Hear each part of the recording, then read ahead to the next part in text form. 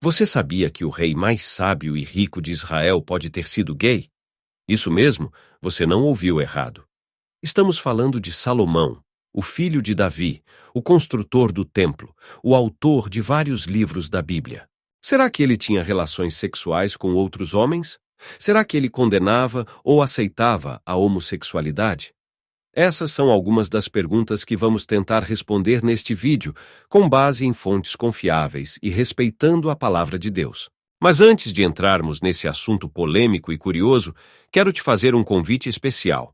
Se você gosta dos nossos vídeos e quer apoiar o nosso canal, deixe o seu like e se inscreva.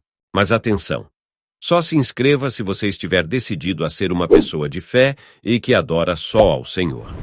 Se você não tem esse nível de comprometimento, não precisa se inscrever. E se você já é um cidadão do Telmundo, escreva nos comentários. Seja muito bem-vindo, você acaba de se tornar um cidadão do Telmundo.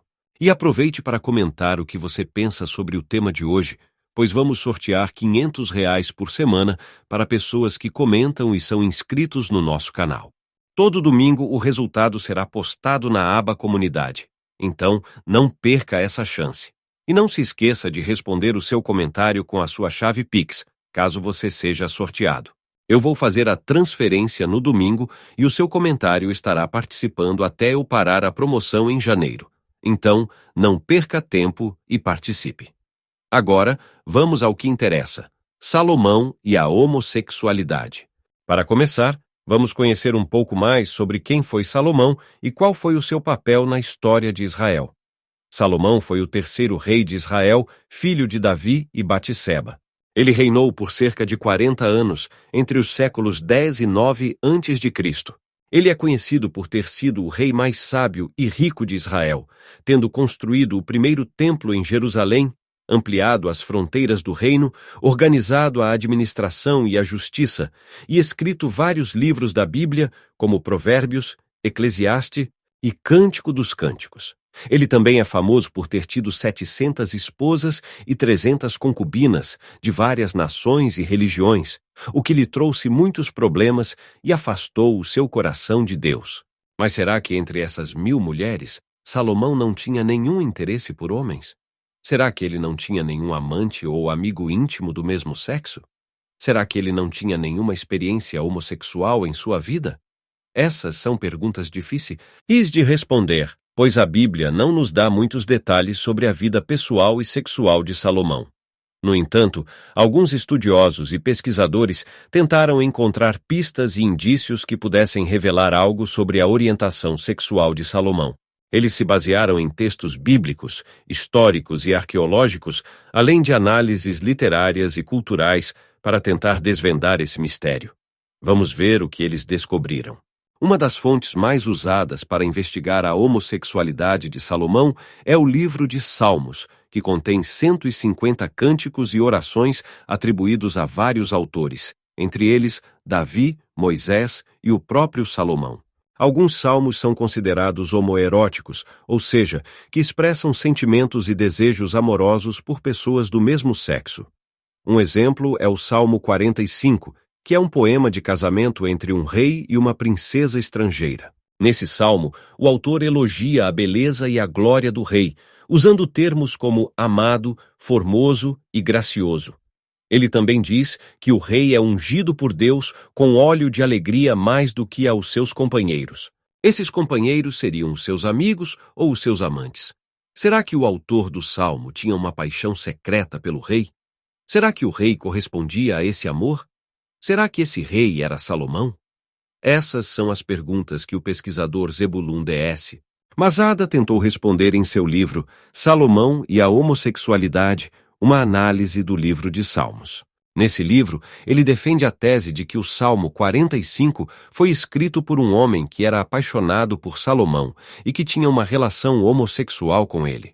Ele se baseia em evidências linguísticas, históricas e teológicas para sustentar o seu argumento. Ele afirma que o autor do Salmo era um dos escribas de Salomão, que fazia parte do seu círculo íntimo e que tinha acesso aos seus segredos. Ele também afirma que o Salmo foi escrito por ocasião do casamento de Salomão com a filha do faraó do Egito, que foi uma das suas primeiras esposas e que lhe trouxe muita riqueza e prestígio. O autor do Salmo teria escrito o poema como uma forma de expressar o seu amor e a sua dor por perder o seu amado para uma mulher. Ele teria usado uma linguagem ambígua e sutil para não revelar a sua identidade e a sua homossexualidade, mas também para deixar pistas para o seu amado e para os leitores atentos. Masada apresenta vários argumentos para defender a sua tese, entre eles: o autor do Salmo usa o pronome eu para se referir a si mesmo, o que é incomum nos salmos, que geralmente usam o pronome nós ou o nome de Deus. Isso indica que o autor tinha uma relação pessoal e íntima com o rei.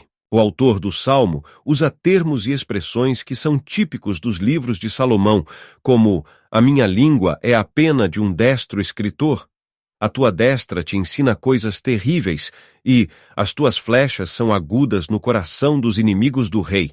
Isso indica que o autor conhecia bem a obra e o estilo de Salomão.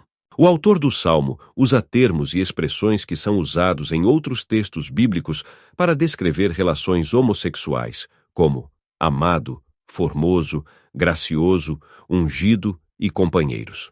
Esses termos são usados, por exemplo, para descrever o amor de Davi por Jonatas, o filho de Saul, que era o seu amigo e amante. O autor do Salmo teria usado esses termos para indicar o seu amor por Salomão, que era o filho de Davi e o seu sucessor no trono. O autor do Salmo usa termos e expressões que são usados em outros textos bíblicos para descrever relações heterossexuais, como esposa, filha, rainha e virgens. Esses termos são usados, por exemplo, para descrever o casamento de Salomão com a filha do faraó do Egito, que foi uma das suas primeiras esposas e que lhe trouxe muita riqueza e prestígio. O autor do Salmo teria usado esses termos para contrastar o seu amor por Salomão com o amor da princesa estrangeira, que era uma rival e uma ameaça à sua relação. Esses são alguns dos argumentos de Masada, que você pode conferir com mais detalhes no seu livro Salomão e a Homossexualidade, uma análise do livro de Salmos. Mas será que ele está certo? Será que o Salmo 45 realmente revela a homossexualidade de Salomão? A minha opinião pessoal é que não. Eu não acredito que Salomão fosse gay, nem que ele tivesse uma relação homossexual com o autor do Salmo. Eu acho que os argumentos de Masada são fracos, especulativos e tendenciosos. Eu acho que ele interpretou o Salmo de forma errada, ignorando o seu contexto histórico, cultural e teológico. Eu acho que ele forçou uma leitura homoerótica do Salmo que não condiz com a intenção original do autor. Eu acho que ele desrespeitou a palavra de Deus, que condena a homossexualidade como um pecado e uma abominação. Vou te explicar por que eu penso assim, usando alguns contra-argumentos que eu encontrei em outro livro que eu recomendo para você ler. O livro se chama Homossexualidade e a Bíblia, um exame crítico das ópticas tardias de Salomão, escrito por Roland Boyer, um renomado teólogo e professor. Nesse livro, ele faz uma análise crítica das teorias que tentam provar a homossexualidade de Salomão, mostrando as suas falhas e inconsistências. Ele também apresenta uma visão alternativa que respeita a Bíblia e a história de Israel. Vamos ver o que ele diz sobre o Salmo 45. Primeiro, ele diz que o Salmo 45 não foi escrito por um escriba de Salomão, mas por um poeta profissional que era contratado para compor cânticos para ocasiões especiais, como casamentos reais. Ele diz que o poeta não tinha nenhuma relação pessoal ou íntima com o rei, mas apenas cumpria o seu trabalho, usando uma linguagem poética e elogiosa que era comum na época. Ele diz que o poeta não usava o pronome eu para se referir a si mesmo, mas para representar a voz do povo de Israel, que celebrava e abençoava o casamento do seu rei com uma princesa estrangeira. Segundo, ele diz que o Salmo 45 não foi escrito para Salomão, mas para outro rei que viveu séculos depois dele. Ele diz que o Salmo faz parte de uma coleção de salmos chamada Salmos Reais, que foram escritos para vários reis de Israel e Judá, que reinaram entre os séculos 8 e 6 a.C.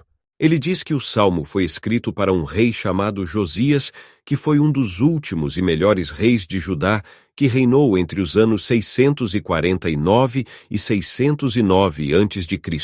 Ele diz que Josias foi um rei que restaurou o culto a Deus, que combateu a idolatria, que reformou a lei e que reconstruiu o templo. Ele diz que Josias se casou com a filha do faraó Psamético I, que foi um dos mais poderosos faraós do Egito, que reinou entre os anos 664 e 610 a.C. Ele diz que o casamento de Josias com a filha do faraó foi uma aliança política e militar, que trouxe paz e prosperidade para Judá, que estava ameaçada pelos impérios da Assíria e da Babilônia. Ele diz que o salmo foi escrito para celebrar e abençoar essa aliança, que foi vista como uma dádiva de Deus para o seu povo. Terceiro, ele diz que o Salmo 45 não tem nenhuma conotação homoerótica, mas sim messiânica. Ele diz que o salmo usa termos e expressões que são usados em outros textos bíblicos para descrever o Messias, ou seja, o ungido de Deus que viria para salvar e governar o seu povo. Ele diz que o salmo usa termos como amado, formoso, gracioso, ungido e companheiros para se referir ao rei como um tipo ou uma figura do Messias que seria descendente de Davi e que teria um reinado eterno e justo. Ele diz que o salmo usa termos como esposa, filha, rainha e virgens para se referir à princesa estrangeira como uma tipo ou uma figura da igreja, que seria a noiva do Messias e que seria formada por pessoas de todas as nações e línguas. Ele diz que o Salmo é um poema profético que anuncia e celebra a vinda do Messias e o seu casamento com a sua igreja. Esses são alguns dos contra-argumentos de Boer, que você pode conferir com mais detalhes no seu livro Homossexualidade e a Bíblia, um exame crítico das ópticas tardias de Salomão. Mas será que ele está certo? Será que o Salmo 45 realmente anuncia a vinda do Messias e o seu casamento com a sua igreja? Eu acho que sim. Eu acho que os argumentos de Boer são fortes, consistentes e respeitosos. Eu acho que ele interpretou o Salmo de forma correta, levando em conta o seu contexto histórico, cultural e teológico. Eu acho que ele mostrou a verdadeira intenção do autor do Salmo, que era louvar a Deus e profetizar sobre o seu plano de salvação. Eu acho que ele honrou a palavra de Deus, que revela o amor de Deus pelo seu povo e pela sua igreja. E você? O que acha? Você concorda com Masada ou com Boer? Você acha que Salomão era gay ou que ele era um tipo do Messias? Você acha que o Salmo 45 é um poema homoerótico ou um poema messiânico? Deixe a sua opinião nos comentários. E Fuete. Amos conversar sobre esse tema tão fascinante e importante. E não se esqueça de participar do nosso sorteio de R$ 500 por semana, respondendo o seu comentário com a sua chave Pix. Quem sabe você não é o próximo ganhador. Espero que você tenha gostado deste vídeo e que ele tenha te ajudado a entender melhor a Bíblia e a história de Salomão. Se você gostou, deixe o seu like e se inscreva no nosso canal, se você ainda não é um cidadão do Telmundo. E se você já é, compartilhe este vídeo com os seus amigos e familiares, para que eles também possam aprender mais sobre a fé, a Bíblia e a vida cristã. Muito obrigado pela sua atenção e até o próximo vídeo. Fique com Deus e que Ele te abençoe.